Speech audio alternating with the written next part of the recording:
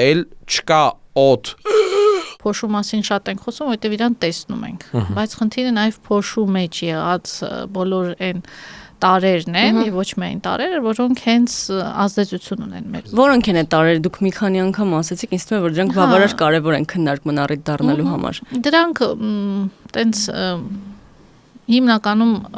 ասում են ծանր մետաղներ, բայց գիտական տերմինը պոտենցիալ տոքսիկ տարերն են, հա, որոնք առողջության համար ամենավտանգավորն են։ Առողջության համար տոքսիկ տարեր են եւ անընդհատ լինելով այդ պրեսի տակ երկու ուղղությամբ է ազդեցությունը գնում։ Մեկը, որ հիվանդացության մակարդակն է աճում, այսինքն իմունային համակարգի վրա է ազդում, եւ երկրորդը կան տարեր, որոնք հենց թիրախ ազդում են այս կամ այն օրգանի վրա եւ դրանց հետազոտությունները ռիսկի գնահատման հետազոտություններն, այսինքն մարդը այդ